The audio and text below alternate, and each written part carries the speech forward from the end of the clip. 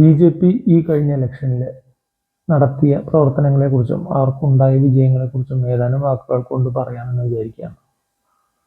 ബി.ജെ.പിയുടെ ഭാഗത്തു നിന്ന് വലിയ വിജയമായിട്ടാണ് 3 സീറ്റ് കിട്ടിയതിനെ കാണിക്കുന്നത്. വിജയമാണോ എന്ന് ചോദിച്ചാൽ തീർച്ചയായിട്ടും 1-ൽ നിന്ന് 0-ലേക്ക് പോയി, 0-ൽ നിന്ന് തിരിച്ച് 3-ലേക്ക് വരുന്നത് തീർച്ചയായിട്ടും ഒരു വിജയം തന്നെയാണ്. അവർ 14-15% വോട്ടുകൾ നേടുകയും ചെയ്തു. എന്നിരുന്നാലും ചില കാര്യങ്ങൾ ഇവിടെ പറയേണ്ടതായിട്ടുണ്ട്. ഒച്ചയൊഴിയുന്ന വേഗത്തിലാണ് ബി.ജെ.പി കേരളത്തിൽ സഞ്ചരിച്ചുകൊണ്ടിരിക്കുന്നത്. 1980-കളിൽ തുടങ്ങിയ ബി.ജെ.പി 2010 ആവുമ്പോഴേക്കും 2014 ആവുമ്പോഴേക്കും ഏതാണ്ട് 14% വോട്ട് നേടിക്കഴിഞ്ഞു. അതിൽ നിന്നൊന്നും കയറിപ്പോയിട്ടില്ല. കഴിഞ്ഞ ലോക്സഭാ ഇലക്ഷന് ഏതാണ്ട് 20%-നടുത്തെത്തി.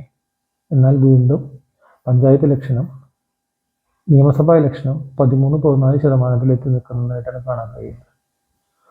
ഇതിൽ തന്നെ ഗോപകുമാർ, രാജീവ് ചന്ദ്രശേഖരൻ ജയിച്ചത് ബി.ജെ.പിയുടെ വിജയത്തിലേക്ക് കൂട്ടാൻ കഴിയുമോ എന്ന് തന്നെ അറിയില്ല. അവർ രാഷ്ട്രീയക്കാരല്ല. ഒരാൾ ഇൻഡസ്ട്രിയലിസ്റ്റാണ്, മറ്റൊരാൾ ഒരു സമുദായ സംഘടനയുടെ ആക്റ്റീവ് മെമ്പറാണ്. ആ നിലയ്ക്ക് കൂടി കിട്ടിയ സീറ്റാണ് അത്. ഒട്ടും കുറച്ച് കണ്ടിട്ടല്ല ഇതൊന്നും പറയുന്നത്, എങ്കിലും പറയുകയാണ്. ബി.ജെ.പിയുടെ തന്നെ നേതാക്കളായ ശോഭാ സുരേന്ദ്രൻ മുതലായവർ പരാജയപ്പെട്ടു. വി മുരളീധരൻ്റെ ജയം ഒഴിച്ചാൽ വേറെ ഒരു നേതാവും ജയിച്ചിട്ടില്ല എന്ന് തന്നെ വേണം പറയാൻ.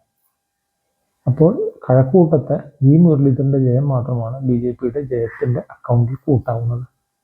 എന്നിരുന്നാലും വി മുരളീധരൻ്റെ ജയം ഒരു രാഷ്ട്രീയ ജയം തന്നെയാണ് ബി.ജെ.പിക്ക്. കുമ്മനം രാജശേഖരൻ തോറ്റെടുത്ത് വി മുരളീധരൻ ജയിച്ചു എന്നത് വലിയ സംഭവം തന്നെയാണ്. വി മുരളീധരന് ഇനി കൂടുതൽ ശക്തമായി കേരള രാഷ്ട്രീയത്തിൽ ഇടപെടാനും തുടർന്ന് ബി.ജെ.പിയെ മുന്നിലേക്ക് നയിക്കാനും കഴിയാൻ സാധ്യതയുണ്ട്. അതുപോലെ തന്നെ യാതൊരു സ്ഥാനമാനങ്ങളും ഇല്ലാതെ കോൺഗ്രസിനേക്കാൾ മോശമായി ഗ്രൂപ്പ് കളിച്ച് നടക്കുന്ന ബി.ജെ.പിക്ക് അത് തുടർന്ന് കേരളത്തിലെ നില അധോഗതിയാവും എന്ന് വീണ്ടും ഓർമ്മിപ്പിക്കുകയാണ്. കൃഷ്ണദാസ് പക്ഷം, മുരളീധര പക്ഷം എന്ന് പറഞ്ഞ് തമ്മിൽ തല്ലി നടക്കാൻ മാത്രം നിങ്ങൾ ഇവിടെ ഒന്നും സമ്പാദിച്ചു വെച്ചിട്ടില്ല എന്ന് ഓർക്കുക. നിങ്ങളുടെ അണികൾ നരേന്ദ്രമോദിക്ക് കൊടുക്കുന്ന വോട്ടാണ്, അല്ലാതെ കേരളത്തിലെ ഒരു നേതാവിനും അത്തരമൊരു കരിസ്മ ഉണ്ട് എന്ന് പറയാൻ കഴിയില്ല.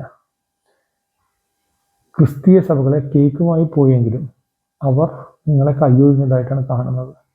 ഷോൺ ജോർജ് പാലയിൽ 10-35,000 വോട്ട് നേടി എന്നത് തീർച്ചയായിട്ടും ഒരു നേട്ടമാണ്. എന്നിരുന്നാലും അവർ പരസ്യമായി UDFനെ പിന്താങ്ങിയതായിട്ട് ഷോൺ ജോർജ് ഇലക്ഷൻ കഴിഞ്ഞ വഴിക്ക് പ്രസ്താവനകൾ ഇറക്കി. അതുകൊണ്ട് തന്നെ ഈ പള്ളിമേട സന്ദർശിച്ച് വോട്ട് നേടാം എന്ന് കരുതുന്നത് FCRയെ നിർത്തലാക്കാൻ വേണ്ടി ശ്രമിച്ചുകൊണ്ട് അവരെ വെറുതിയിലാക്കാമെന്ന് ശ്രമിക്കുന്നത് ശുദ്ധാസംബന്ധം തന്നെയാണ്. അത്തരം കാര്യങ്ങൾക്ക് പോവാതെ ജനങ്ങളുമായി സംവദിച്ച് ഗവൺമെന്റിനെതിരെയുള്ള പ്രതിഷേധ വോട്ടിൽ തങ്ങൾക്കും ഒരു ഭാഗം ലഭിക്കാൻ ശ്രമിച്ചാൽ ഒരു പക്ഷേ ഇനിയും ഉണർന്നു വരാൻ കഴിയും. CPMലെ മുൻനിര നേതാക്കൾ ഇല്ലാതായത് ഒരു പക്ഷേ ബി.ജെ.പിക്ക് ചാൻസ് നൽകാൻ സാധ്യതയുണ്ട്. നായർ വിഭാഗം നേരത്തെ തന്നെ ബി.ജെ.പിയിലേക്ക് എത്തിയിട്ടുണ്ട്. ഈ വിഭാഗം വി മുരളീധരനിലൂടെ തിരിച്ചെത്താം.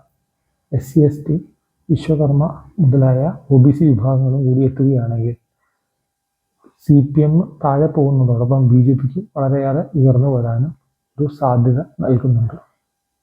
ഇനി എന്താവും കേരള രാഷ്ട്രീയത്തിൽ എന്ന് നമുക്ക് കാത്തിരുന്ന് കാണാൻ പറയാൻ കഴിയും. തമ്മിലടിയുള്ള ബി.ജെ.പിയിലാണ് മറ്റുള്ളവർക്ക് പ്രതീക്ഷ. നിങ്ങൾ അത്തരം കാര്യങ്ങൾ ഒഴിവാക്കിയാൽ മാത്രമേ മുന്നോട്ട് പോകാൻ എന്തെങ്കിലും നേട്ടം കൊയ്യാനും കഴിയൂ എന്ന് ഓർമ്മിപ്പിച്ചുകൊണ്ട് എൻ്റെ വാക്കുകൾ നിർത്തുന്നു.